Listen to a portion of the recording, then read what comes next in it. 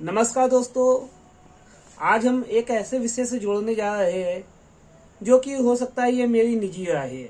आपकी राय इससे भिन्न हो सकती है।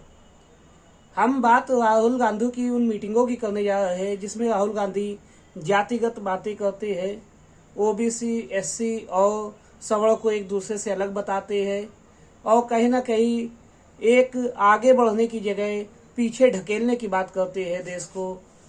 मैं ये नहीं बोल रहा हूँ कि राहुल गांधी का मिशन क्या है, कैसे क्या है ना। मैं इस विषय में बात करना चाहता हूँ कि राहुल गांधी की जो पार्टी कांग्रेस पार्टी है हमेशा सेक्युलर पार्टी के नाम से जानी गई है और यह एक राष्ट्रीय पार्टी है।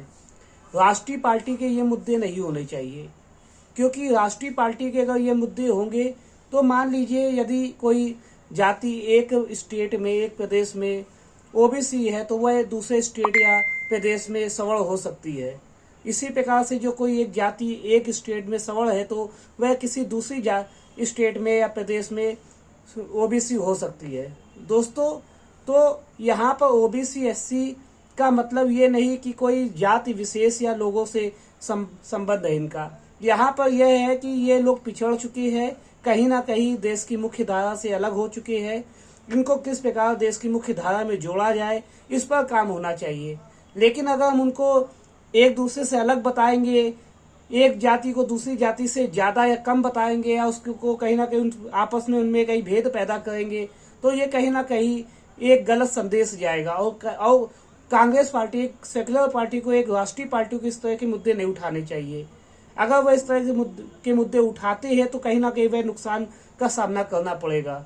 अगर मान लीजिए ओबीसी में आप किसी एक जाति को बता रहे हैं कि ये एक जाति ओबीसी है, एक जाति एससी है, तो हो सकता है कि अगर आप जनगणना के हिसाब से देखेंगे तो आज कहीं अगर वो सवर्ण को हटा देते हैं तो उसके बाद ओबीसी में भी उन जातियों की जो गणना होनी चालू हो जाएगी, जो ज्यादा संपन्न हो जाएंगे, जो आबादी में या कम या ज्यादा हो जाएंगे। एससी में भी इसी तरह की बातें हो सकती है। तो हमें यहाँ पर ओबीसी एससी या सवर्ण को एक दूसरे से भेद ना करके एक कहीं ना कहीं देश के साथ जोड़ने की बात करनी चाहिए। दोस्तों, इस प्रकार से अगर हम आबादी और जनगणना जैसे शब्दों से चुनाव जीतना चाहते हैं, राहुल गांधी इस प्रकार से चुनाव जीतना चाहते हैं तो कहीं ना कहीं ये एक गलत संदेश जाता है। राहुल गांधी को तो मुद्दे उठाने चाहिए कि जो एक ही तरह की शिक्षा नीति होनी चाहिए, एक ही तरह का स्वास्थ्य व्यवस्था होनी चाहिए और एक ही तरह की सुरक्षा सबको मिलनी चाहिए। जो किताबें एक गरीब का बेटा या मान लीजिए एक सवर्ण का बेटा पढ़ता है तो वो ओबीसी का भी बेटा उसको पढ़ना चाहिए, एससी का बेटा भी उसे पढ़ना चाहिए, या सभी व्यक्तियों को एक ही तरह की शिक्षा नीति मिलनी चाहिए। सभी लोगों को, ओबीसी को, एससी को, सवर्ण को, सभी लोगों को एक ही प्रकार की स्वास्थ्य व्यवस्था मिलनी चाहिए और एक ही प्रकार की सुरक्षा मिलनी चाहिए। अगर इस प्रकार से भेद पैदा करेंगे और आपस में लड़वाने की बातें करेंगे कहीं ना कहीं तो ये गलत संदेश जाता है। हमें एकजुट होके एक तरह की जो लड़ाई है गरीबी और अमीरी की, इससे लड़ना है। ओबीसी कैसे बन गए, एससी कैसे बन गए, असुविधाओं की वजह से ना, सुविधाओं की कमी की वजह से ना।